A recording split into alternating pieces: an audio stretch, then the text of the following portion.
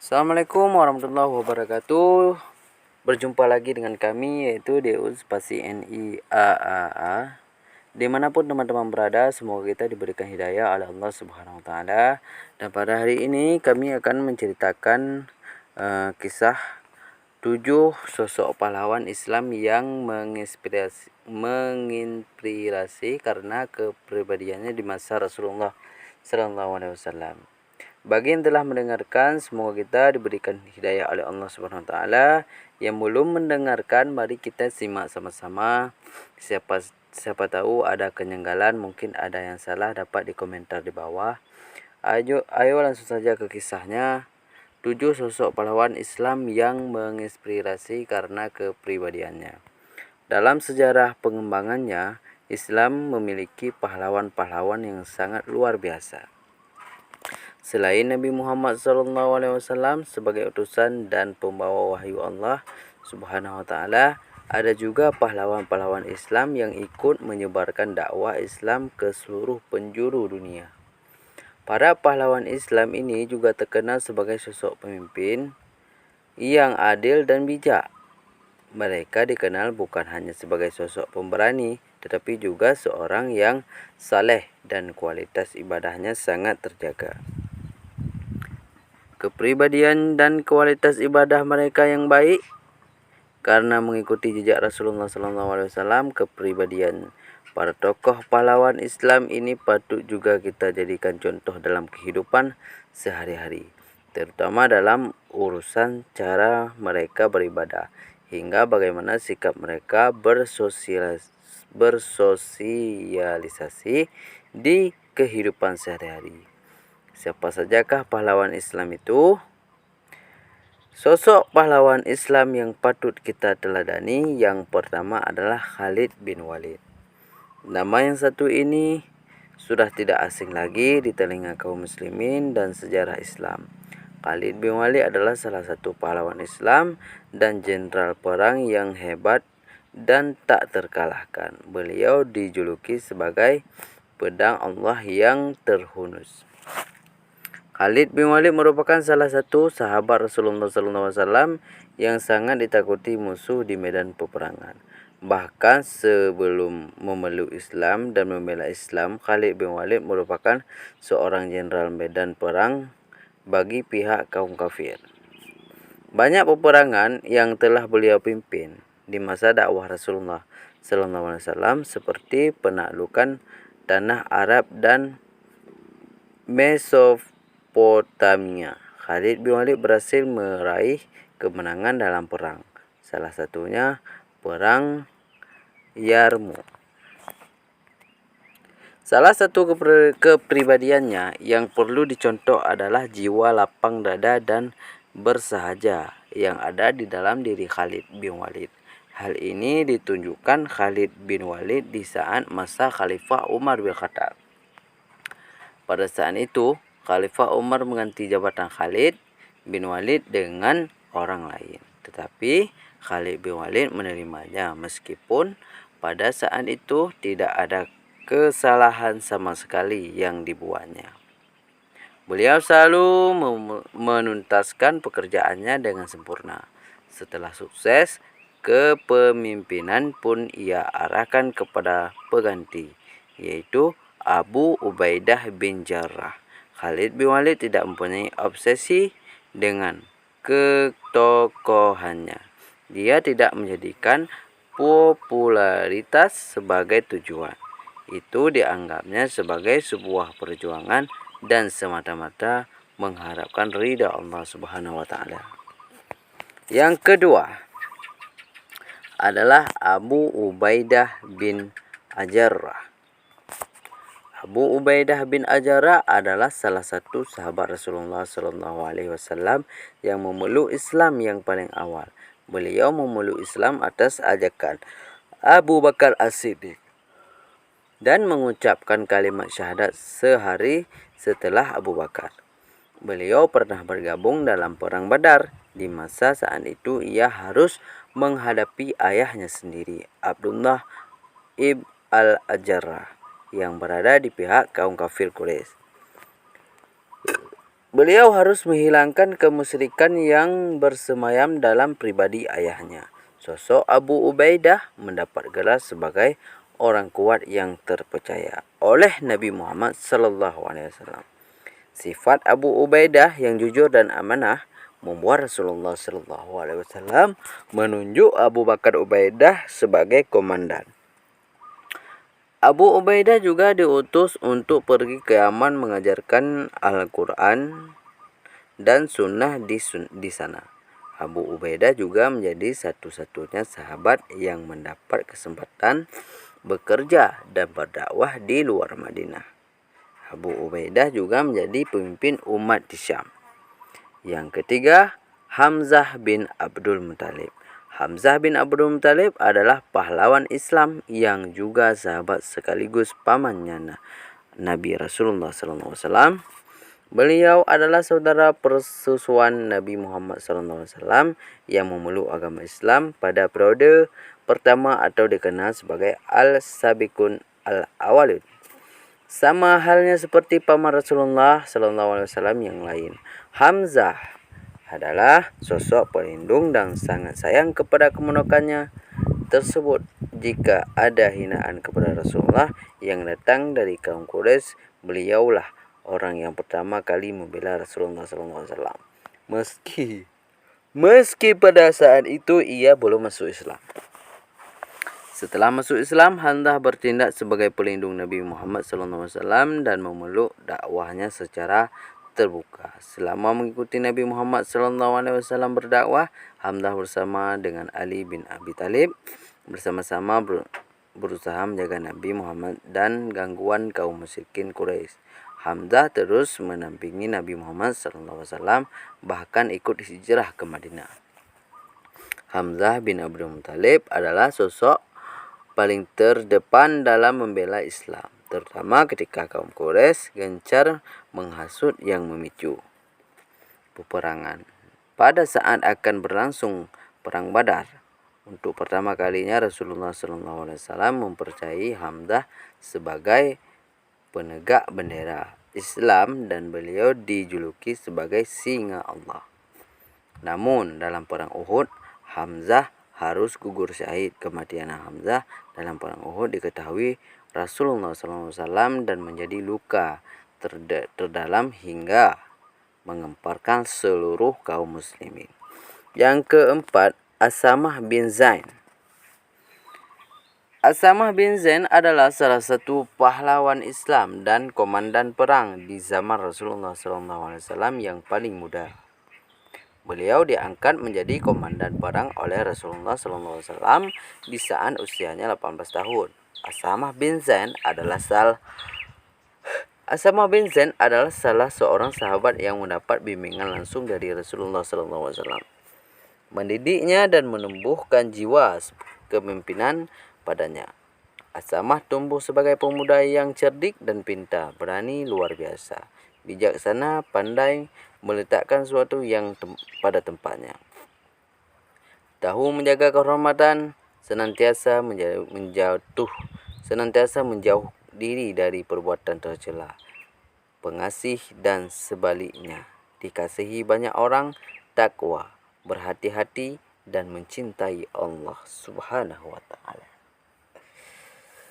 Ada suatu kisah tentang beliau yang sempat ditolak Rasulullah SAW untuk ikut sebagai pasukan dalam perang Uhud.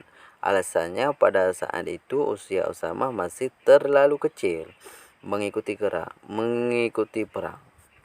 Namun keberaniannya dan kecintaan terhadap Islam tak mematahkan semangatnya di perang berikutnya, yakni di perang Khandaq. Asamah pun meminta izin kepada Rasulullah SAW untuk mengikuti perang tersebut, dan Rasulullah SAW pun mengizinkannya. Selain itu, Asamah juga bertempur bersama Rasulullah dalam perang Hunain. Keempat pahlawan Islam di atas merupakan sahabat yang ikut berperang bersama Rasulullah SAW melawan pasukan kafir Quraisy. Selain itu, terdapat pula pahlawan Islam yang patut kita kenal dalam teladani kegigihannya dalam memperjuangkan dakwah Islam yang tak hidup sezaman dengan Rasulullah Sallallahu Alaihi Wasallam. Bahkan di antara pahlawan Islam berikut ini membawa dakwah dan kekuasaannya, Islam menyebar hingga luas ke Eropa. Yang kelima, Taurid bin Ziyad. Taurid bin Ziyad adalah salah satu pahlawan Islam yang terkenal dalam penaklukan Andalusia atau yang kita kenal saat ini sebagai Spanyol, atau dalam bahasa Spanyol dikenal sebagai Tari el Turto. Beliau adalah panglima dari dinasti Bani Umayyah. Atas perintah Khalifah Al-Walid bin Abdul Malik, Tariq membawa pasukan Islam menyeberangi Selat Gibraltar menuju daratan Eropa. Dari sinilah sejarah bangsa Ifranji, sebutan untuk orang-orang Eropa, itu berubah. Jasa-jasa Tariq dan kepahlawanannya diabadikan dengan nama selat yang memisahkan Maroko dan Spanyol. Untuk nama selat Gibraltar adalah kata dalam bahasa Spanyol yang diartikan dalam bahasa Arab sebagai Jabal Tariq atau dalam bahasa Indonesia Bukit Tariq. Yang keenam, Muhammad Al-Fatih. Muhammad Al-Fatih dikenal sebagai penakluk Konstantinopel atau yang kita kenal sekarang adalah kota Istanbul di Turki. Beliau adalah sultan dari dinasti Umayyah Ottoman. Dalam bahasa Turki beliau dikenal dengan Sultan Mehmed. Pada masa perintahnya, Muhammad Al-Fatih bertekad untuk memperkuat angkatan laut Ottoman dan berusaha merebut Konstantinopel dari Kekaisaran Romawi Timur. Keinginannya ini pun dapat terwujud hanya dalam waktu 2 tahun. Pada awal 1453, ia mengarahkan 80.000 sampai 200.000 pasukan Ottoman, artileri dan 320 kapal perang untuk mengepung Konstantinopel. Pada awal April 1453, Muhammad Al-Fatih menyerang Konstantinopel dan mengepungnya. Pengepungan berlangsung selama 53 hari sampai akhirnya Konstantinopel jatuh pada 23 Mei 1453. Bahkan Rasulullah SAW pernah bernubuat dalam sebuah hadis tentang penaklukan kota Konstantinopel. Sesungguhnya akan dibuka kota Konstantinopel. Sebaik-baik pemimpin adalah yang memimpin saat itu, dan sebaik-baik pasukan adalah pasukan perang saat itu. Hadis Imam Ahmad Al-Bukhari. Dalam catatan sejarah, nama Sultan Muhammad atau Muhammad Al-Fatih tercatat sebagai orang pemimpin yang teguh mendirikan solat. Tidak hanya salat fardu yang 5 waktu, namun juga salat sunnah seperti salat tarawih, seperti solat rawatib dan salat tahajud. Beliau sangat meyakini bahawa kemenangan menguasai Konstantinopel bukan karena kekuatan militernya, tetapi adanya pertolongan Allah Subhanahu Wa Taala. Sejak remaja, Muhammad Al-Fatih tidak pernah meninggalkan salat tahajud walaupun hanya semalam. Bahkan pada saat dia terbaring sakit pun Muhammad Al-Fatih selalu menyempatkan diri bangun pada sepertiga malam. Terakhirnya untuk bersimpuh sujud di hadapan Sang Khalid. Beliau ingin mengikuti tabiat Rasulullah SAW yang selalu menegakkan salat tahajud sepanjang malam dalam hidupnya. Salat tahajud bagi Rasulullah SAW merupakan kewajiban yang tak bisa beliau tinggalkan sebagai taksis baginya. Sultan Mehmed adalah ahli Qiyamul Lail yang selalu kontak dengan energi sebesar di alam semesta ini, Allah Subhanahu Wa Taala. Yang ketujuh, Salahuddin Al-Ayyubi. Salahuddin Al-Ayyubi tak hanya dikenal di kalangan umat muslim, saja sebagai pahlawan Islam, tetapi juga di kalangan dunia barat dan dikenal dengan nama Sultan Saladin. Beliau adalah pendiri dinasti Ayyubiyah yang membebaskan kota Yerusalem atau Baitul Maqdis.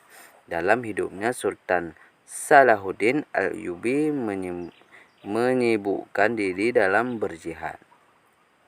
Tidak hanya di medan pertempuran untuk menghalau para musuh Islam, juga berjihad mewujudkan kesejahteraan rakyat, misalnya dengan cara membangun rumah-rumah sakit, sekolah-sekolah, serta masjid-masjid di seluruh daerah kekuasaannya. Jasa terbesar Sultan Salahuddin Al-Ayyubi adalah membebaskan Masjid Al-Aqsa dan mengusir tentara Salibis dari Baitul Maqdis sekitar tahun 1217 hingga 1221 Masehi. Pada saat itu beliau negara memerintahkan pemugaran kota suci itu. Baitul Maqdis dan kubah batu dibersihkan dari simbol-simbol yang menyalahi tauhid. Meski dikenal sebagai panglima perang, Salahuddin Ayyubi lebih suka menghindari perang dan menghentikan perang secara damai. Meski musuhnya telah diambang atau bahkan telah menelan kekalahan, ia tidak membalas kejahatan pasukan salib yang membunuh setiap muslim di Yerusalem saat berhasil merebut kota suci itu lebih dari seabad sebelumnya. Dalam buku-buku The Corsairs Throne Arab Ayas 1984 karya Amin Mu'allaf disebutkan bahwa Salahuddin Ayyubi selalu ramah pada siapapun yang datang mengunjunginya, selalu meminta mereka tinggal sejenak dan makan bersamanya, memperlakukan mereka dengan penuh hormat. Bahkan kepada tamu non-muslim sekalipun, ia tidak dapat membiarkan pengunjungnya melanjutkan perjalanan dalam keadaan kecewa. Bahkan kisah Sultan Saladin ini pernah difilmkan oleh industri film Hollywood yang berjudul Kingdom of Heaven. Demikian kisah singkat dari 7 pahlawan Islam yang patut kita kenang karena perjuangannya dalam menegakkan dan menyebarkan dakwah Islam ke seluruh penjuru dunia. Kisah heroik dan kepahlawanannya bisa kita jadikan contoh dalam membangun keimanan dan ketakwaan kita kepada Allah Subhanahu wa taala di kehidupan kita sehari-hari. Yuk kita mulai mencari ilmu untuk menambah keimanan dan ketakwaan kita serta bekal hijrah dengan benar dari para asatidz yang mempunyai kompetisi dan bidangnya. Jadi cuma ini kisah singkat, semoga bermanfaat bagi teman-teman, semoga bisa kita ambil pelajaran sehingga kita lebih dekat dengan Allah Subhanahu wa taala. Semoga Allah memberikan kita hidayah kepada kita semua. Demikian kisah singkat, semoga bermanfaat bagi teman-teman. Assalamualaikum warahmatullahi wabarakatuh.